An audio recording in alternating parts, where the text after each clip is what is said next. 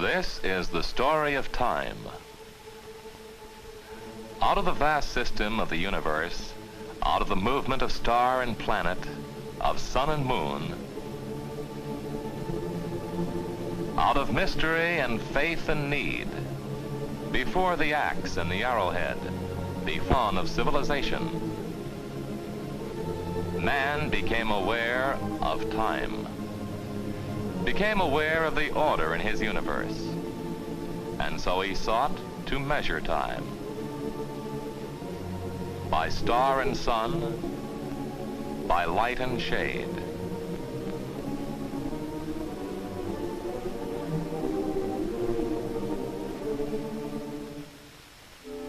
And of the forces of nature, the sun was mightiest of all. And to the sun that warmed and comforted him, to the sun that brought his crops to life, to the sun that measured his day with its birth, death, and resurrection, to the wondrous sun, the magic sun, the life-giving sun, man performed magic rites. And out of stargazing and shadow reckoning were born the arts of writing, architecture, numbering, and geometry. First by the height and position of the sun, then by the shadow of a pole falling across a half circle of stones, invisible time was visibly measured. And the Egyptian obelisk measured the hour and progress of time. Out of a pillar of stone and a blanket of sand, the first sundial was made. The obelisk a stylus, the desert its face. And thus time lay in the palm of Egypt, measuring man's day and his labor. Time had become an instrument of man. But the sundial was only half a clock, measured only the sunlit hours. Was conquered by cloud and storm and night. But man's need to measure the passage of time in night as well as day proved greater than his obstacles.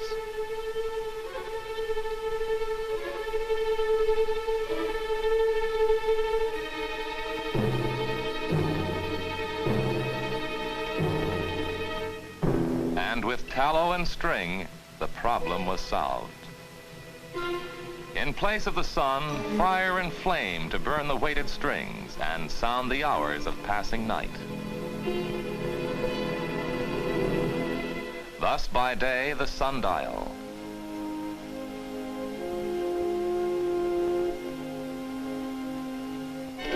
and by night the clock of fire.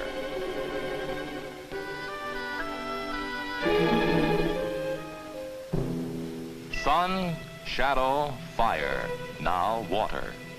Its flow, even and constant, was used to measure the hours of day and night. The water clock was born. The great clepsydra of Harun al-Rashid, produced by the combined art and science of silversmith, goldsmith, jeweler, and craftsman. Time was captured, released, and measured. The hour, the day, the full cycle of the year. And now the sands of time were used to measure the hour of time, the minute, the second. Now with bar and cog and weight of iron, the clock was born.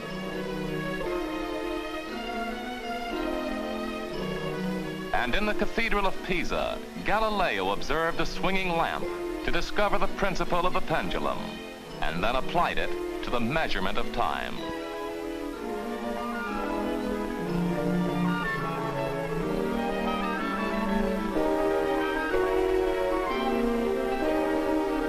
The invention of the anchor escapement.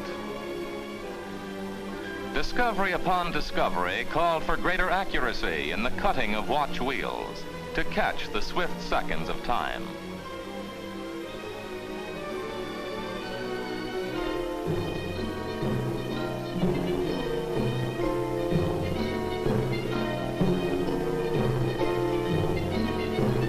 and the work of men's minds, of Ctesibius, Walther, Regiomontanus, of Copernicus, Galileo, Hooke, of Frisius, and Huygens, of men known and unknown, the search of ages, the scanning of skies, the use of sun and shadow, fire and water and sand, and now of metal. And now in the Middle Ages, the birth of the mechanical clock. Now came the artist and woodworker, the engraver and jeweler to adorn the clocks. Inlays of gold and silver, and figures symbolic of man, and of time, of fashion, of manner, and of morality.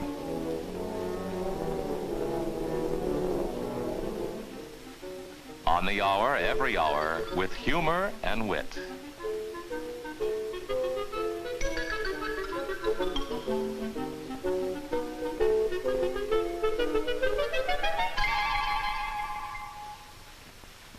But the growing science of navigation, the seeking for new worlds, for new sea lanes to new empires, demanded accuracy above adornment, accuracy to the second in time and place.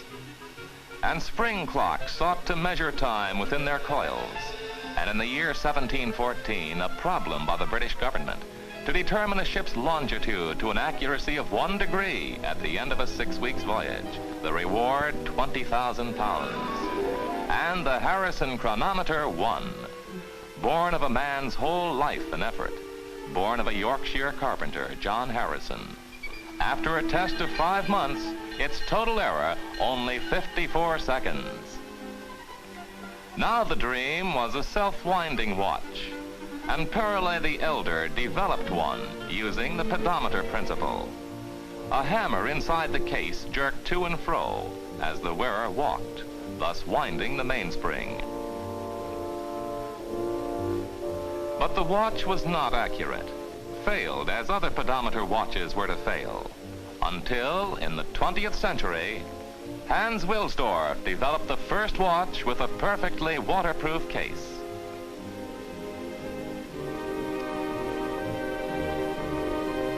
And to the intricate mechanism, now protected from dust, dirt, and humidity, he added the rotor self-winding mechanism, and man at last possessed a watch accurate, waterproof, and self-winding.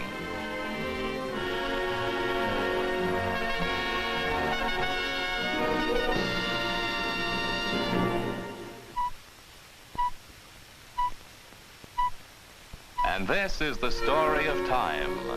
This is the story of man's progress in time measurement. This is the story of how man learned from the movement of star and planet, of sun and moon, to measure time, and how he captured the ordered harmony of the heavens and confined it within the sensitive strength of the modern watch.